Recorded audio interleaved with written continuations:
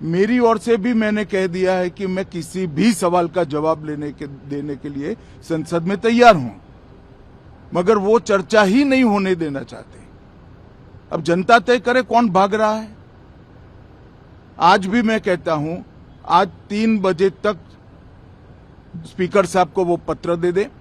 3 बजे से लेकर कल 3 बजे तक सभी प्रकार की चर्चा के लिए हम तैयार हैं।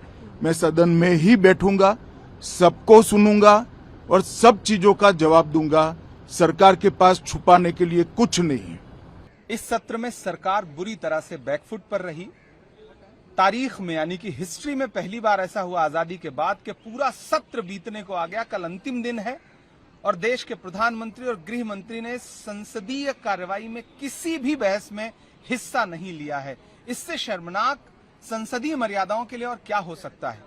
और अब अंतिम दिन, जब सत्र का अंतिम दिन है, जब वो भी तय कर चुके हैं कि हाँ अब न तो गृह मंत्री को भाग लेना है न तो प्रधानमंत्री को भाग लेना है, बल्कि हर चर्चा से भाग लेना है, तो अब सिर्फ आकर के मीडिया और कैमरे के सामने झूठ बोल करके डैमेज कंट्रोल करना चाहते हैं।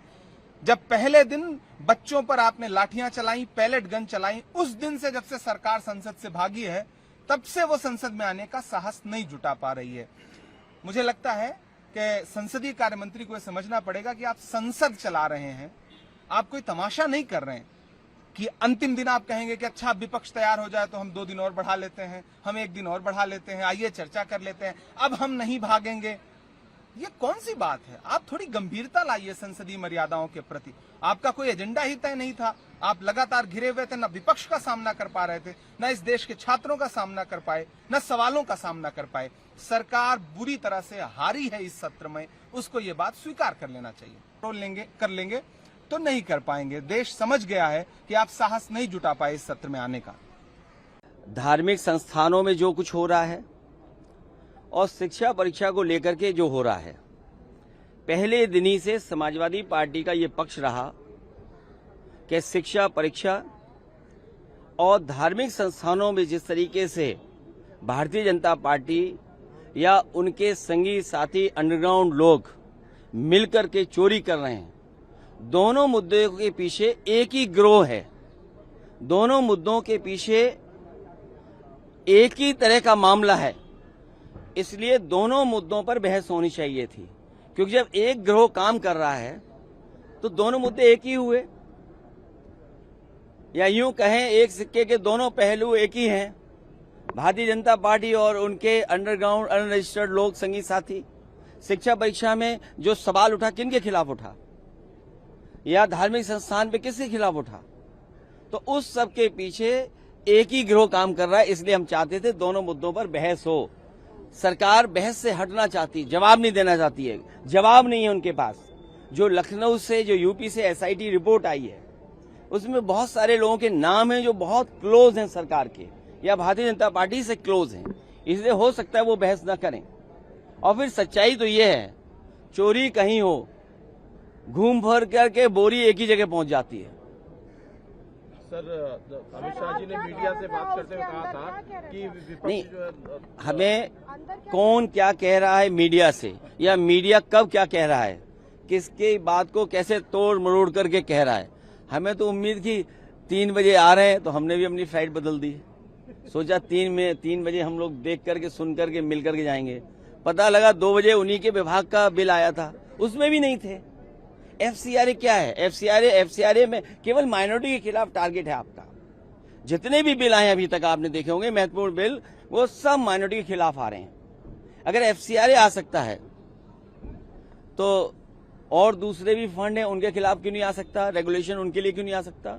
नहीं, देखिए, लापता तो नहीं कह सकते, क्योंकि ढूंढना उन्हीं के विभाग को पड़ेगा। अगर कोई नीचे कर लो भाई, नीचे कर लो। हाँ, देखिए, लापता में तो उन्हीं के विभाग को ढूंढना पड़ेगा, सब कुछ उन्हीं के विभाग के पास है। इसलिए ये पोस्टर गलत है, मैं समझता हूँ। आपका सवाल जायज है। पॉलिटिकल मेकअप के लिए यूपी ने सबसे ज्यादा पैसा खर्च किया। देखिए, अगर डिस्कशन के लिए तैयार हैं तो सदन में तो दिख नहीं रहे हैं।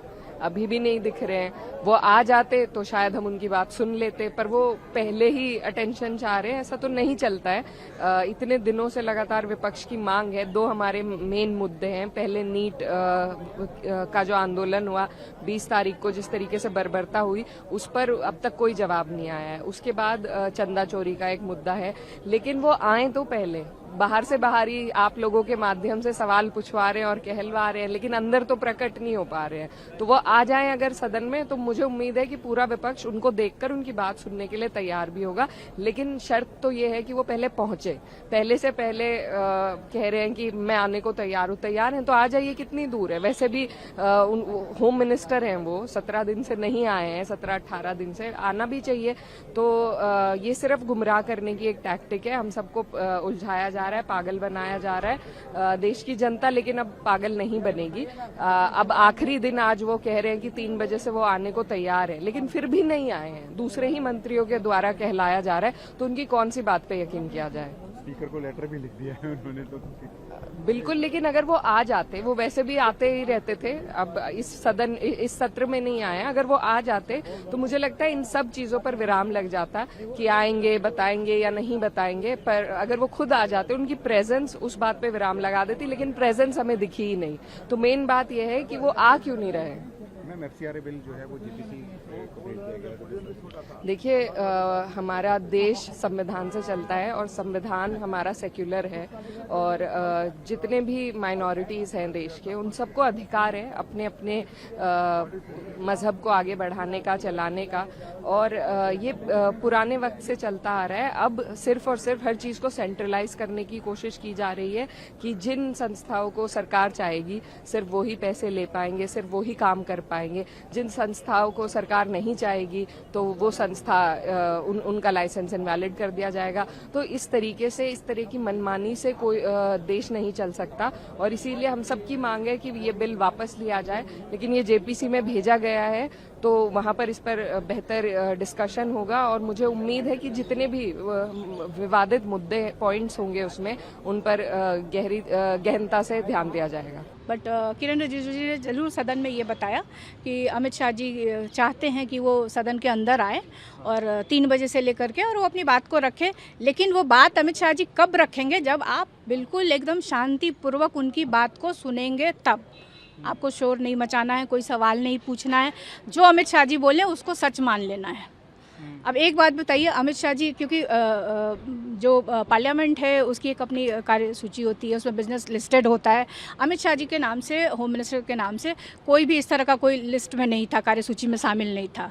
शामिल अमित शाह जी की तरफ से था तो एक कॉरपोरेट का मामला था, जो कॉरपोरेटिव का उनका मामला था, जो कल आ चुका था सदन में।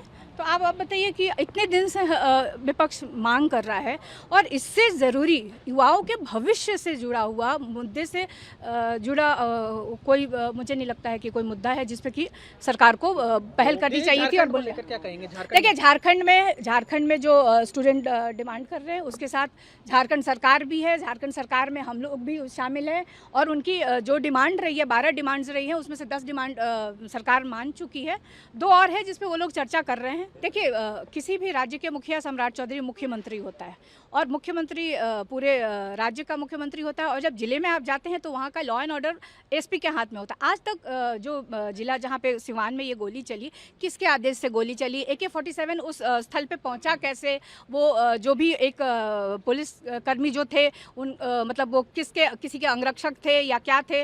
तो सबसे पहले आप एक मतलब पूरे देश में एक बन चुका है कि कोई इस तरह की घटना घटे तो छोटा जो आदमी होता है, जो बेचारा, चाहे वो प्यून हो चाहे वो पुलिसकर्मी हो, उसको सस्पेंड कर दिया जाता है। लेकिन लॉ एंड ऑर्डर का जो संभालने का काम था वो एसपी का था, एसपी को जवाब देना चाहिए था, और ये काम मुख्यमंत्री को पूछना चाहिए था। आज तक नहीं पूछा गया। आपने देखा कि तेजस्वी जब आए तो वो डीजीपी से जाके मिले, और डीजीपी ने ये आश्वासन दिया कि हम कार्रवाई करेंगे, लेकिन अभी तक तो कोई कार्रवाई दिखता नहीं है। कल अंतिम दिन है सदन का, आज वो अचानक तैयार हो गए। इसका मतलब जानबूझ के आपने गतिरोध रखा, सदन चलने नहीं दिया।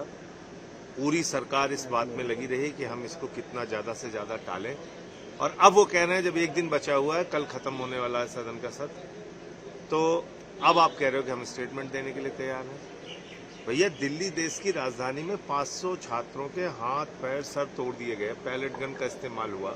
यहाँ पे बिना वर्दी के और बिना नेम प्लेट के गुंडे आके उन्होंने लाठियां भांजी।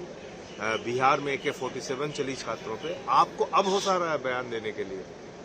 चलिए आइए बताइए क्या किया आपने, क्यों किया?